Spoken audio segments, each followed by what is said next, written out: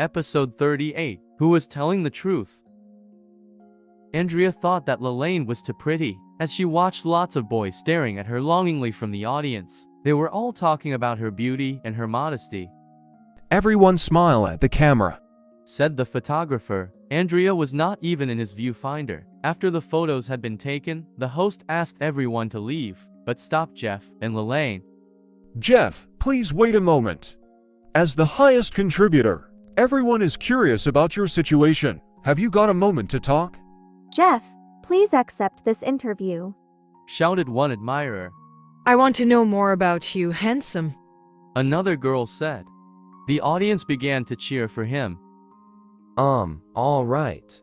Jeff had no choice but to agree. He held Lelaine's hand and stood in the middle of the stage. Jeff, can I ask, is this girl your girlfriend? The host asked a gossipy question at the beginning. Everyone was waiting for Jeff's answer. That's right. She's my girlfriend. Jeff replied and held Lelaine's hand more tightly. He was feeling a bit nervous, afraid that Lelaine might publicly reject him. However, when he saw Lelaine smile shyly and lower her head, the fear in his heart was lifted. In the audience, the girls were sighing heavily. Jeff, can I ask, why didn't you leave your name after the donation? It's very simple. The purpose of my donation is to help the kids in the village, not to help my reputation. Also, 130,000 isn't a lot of money to me, so leaving my name wasn't important. After he said this, the girls in the audience burst in the cheers of praise. One by one, they shouted Jeff's name loudly. Each time he looked at them, they felt elated. That's great. Please forgive me for being so bold. But you're so rich, why don't you wear nicer clothes? And your girlfriend does dress well, the host said. Jeff was embarrassed, and he replied, I'm from a rich family, but I don't think have to wear designer labels just because I'm rich. On the contrary, I feel more comfortable in basic clothes. As for my girlfriend, I love her and enjoy buying her nice clothes. You're too charming. I can't help but fall in love with you myself. Last question, you're so understated in your life. Has anyone ever misunderstood you? Jeff's gaze fell on Andrea and Steve, who were sitting in the audience. His lips curled up into a smile. There is someone, he replied. Jeff was not a vengeful person. He preferred to sit and discuss things. But Andrea and her boyfriend had gone too far just now. Not only had they insulted him, but they had also maliciously slandered Lelaine. This made him extremely angry. There was one guy who told me in front of everyone that I'm a loser and said that I can't even afford to eat in the cafeteria. His girlfriend said that my girlfriend isn't fit to wear clothes from the fashion beauty boutique and that the two of us are conceited. When Jeff finished speaking, the audience indignantly turned to look for the couple that Jeff had talked about. We want to know who they are. They sound like they deserve each other. This speaks stupidity, and the woman's mouth is cheap, one student said. Someone else called out, Jeff has donated $130,000. He's awesome. If you have the guts, stand up now and tell us how much money you donated. You better not tell me who those losers are. I won't be able to control my fists, another shouted. At that moment, Andrea and Steve were so angry that their faces turned bright red. They wanted to stand up and shout at Jeff, but when they saw the excited crowd around them, they became nervous. The host spoke to the crowd. This kind of person is the trash of Peston University. Please don't take what he said to heart. Most of us know how well Jeff treats people. Thank you for chatting with me. Come on, everyone, give a big cheer for Jeff and Lelaine. There was thunderous applause from the audience. The students genuinely admired Jeff and envied Lelaine for being with them. What a great catch! Just as Jeff and Lelaine were about to walk off the stage, a girl came up to them from the entrance of the hall. She sneered as her sharp eyes locked onto Jeff's face, and she said, Jeff, you've got nerve. Jeff was slightly surprised to see her. He smiled wryly in his heart. Why is Jonah haunting me like a ghost? He wondered. The others in the hall were outraged by Jonah. At that moment, everyone heard a loud voice shouting at her from across the hall. Jeff is such a cultivated and noble person, yet you have the guts to come here and criticize him. You're shameless. Jonah pretended to ignore the voice as she continued to walk toward the stage with a cold smile. Now she understood everything. She was furious with Jeff. She knew about his generous donation and told herself, He donated $130,000 just to show off in front of me. This money was in his attempt to win me back. Seeing Jeff and Lelaine standing in the middle of the stage and accepting the crowd's cheers and admiration like celebrities, Jonah was heartbroken. Jeff had been her boyfriend. She had rejected him, and Lelaine was just a peasant who had stolen him. Jonah simply couldn't accept that they were better than she was. She gave a cold snort toward Jeff and Lelaine, then she snatched the microphone from the host and said loudly to the audience, Fellow students, you were all tricked by Jeff. He's not from a good family at all. He is scum. The audience, of course, did not believe her. They all told Jonah to stop talking nonsense, that she was not flustered at all.